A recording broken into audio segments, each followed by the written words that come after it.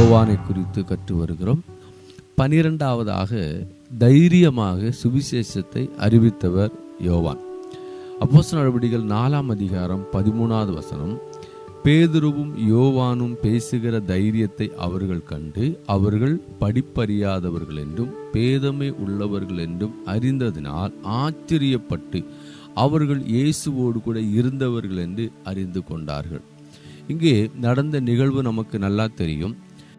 3ஆம் அதிகாரத்தில் சப்பானிக்கு ஒரு பெரிய விடுதலை நடக்கிறது. இந்த விடுதலையின் நிமித்தமாக பேதுருவையும் யோவானையும் அரெஸ்ட் பண்ணி அவர்களை அங்கே விசாரணை நடத்தி அவர்களுக்கு எச்சரிப்பையும் கொடுத்து அனுப்புகிறதை நாம் பார்க்க முடியும். இவர்கள் அந்த விசாரணை மத்தியிலே பேசுகிற வார்த்தைகளை அவர்கள் கேட்டபோது ஆச்சரியப்படுகிறார்கள். இவர்கள் மீன் பிடிக்கிறவர்கள், படிக்காதவர்கள், இவர்கள் எப்படி இவ்வளவு தெளிவாக, இவ்வளவு தைரியமாக, இவ்வளவு ஞானமாக பேசுகிறார்கள் என்று சொல்லி ஆச்சரியப்படுகிற அளவுக்கு யோவானும் பேதுருவும் பேசுகிறதை நாம் பார்க்க முடியும்.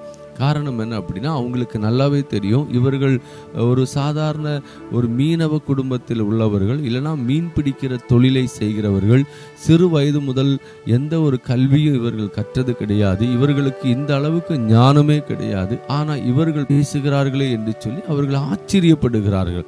அப்போ அவர்களே சொல்லுகிறார்கள், இவர்கள் படிக்காதவர்கள், இவர்கள் அறிவில்லாதவர்கள், ஆனால் இவர்கள் இயேசுவோடு கூட இருந்தார்கள் என்பதை அறிந்து கொள்கிறோம். ஏன்னா இவர்கள் பேசுகிற வார்த்தைகளை வைத்து, இவர்கள் பேசுகிற தைரியத்தை பார்த்து இயேசு கிறிஸ்துவோடு கூட இருந்தவர்கள் என்று அறிந்து கொண்டதாக இந்த இடத்திலே யோவானை குறித்தும் பேதுருவை குறித்தும் சாட்சி சொல்லுகிறதை நாம் பார்க்க முடிகிறது.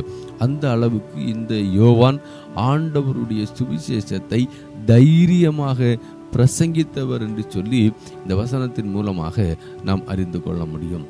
13வதாக தேவனுக்கு கீழ்ப்படிவதுதான் மேலானது என்று மிகுந்த தைரியத்தோடு அவர்களுக்கு முன்பதாக சொல்றாங்க.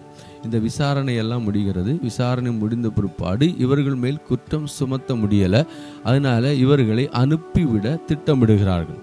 அனுப்பிவிடுகிற அந்த நேரத்தில் அவர்களை அழைத்து, நீங்கள் இனி இந்த நாமத்தை குறித்து எங்கும் பேசவோ பிரசங்கிக்கவோ கூடாது என்று சொல்லி கட்டளை கொடுக்கிறாங்க.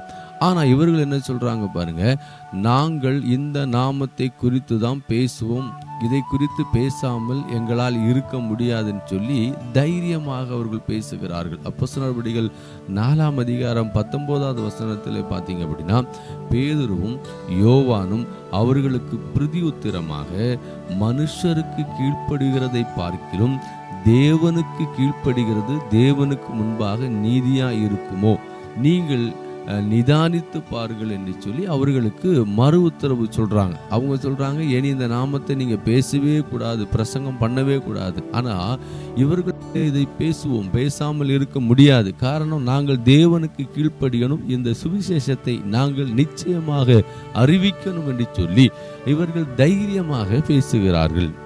14வதாக சமேரியாவில் பரிசுத்த ஆவியினால் வல்லமையாக இவர்கள் ஊழியம் செய்கிறதை நாம் பார்க்க முடிகிறது. பிலிப்பு சுவிசேஷத்தை அறிவிக்கிறார். இது நிமித்தமாக ஒரு பெரிய எழுப்புதல் உண்டாகிறது. ஜனங்கள் ரட்சிக்கப்படுறாங்க. அவர்களுக்கு ஞானஸ்தானத்தை கொடுக்கும்படியாக சபையார் என்ன பண்றாங்கன்னா, பேதுருவையும் யோவானையும் அங்கே அனுப்புறாங்க. அங்கே போய் இவர்கள் பரிசுத்த ஆவியினாலே ஒரு பெரிய ஊழியத்தை செய்கிறாங்க.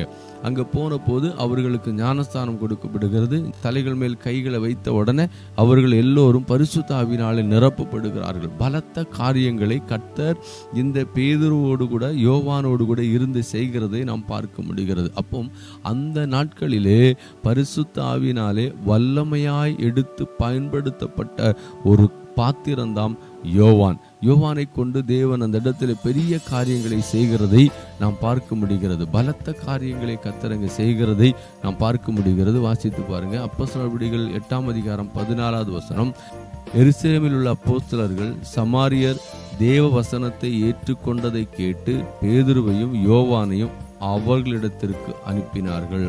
அங்கே அவர்கள் போனாங்க. அங்கே அவர்களுடைய கரங்களிலே கர்த்தர் பெரிய காரியங்களை செய்தார் என்று வேதம் சொல்லுகிறது. இந்த யோவானை குறித்து மீண்டும் அடுத்த செய்தியிலே நாம் பார்க்கலாம். கர்த்தர் உங்களை ஆசீர்வதிப்பாராக. God bless you.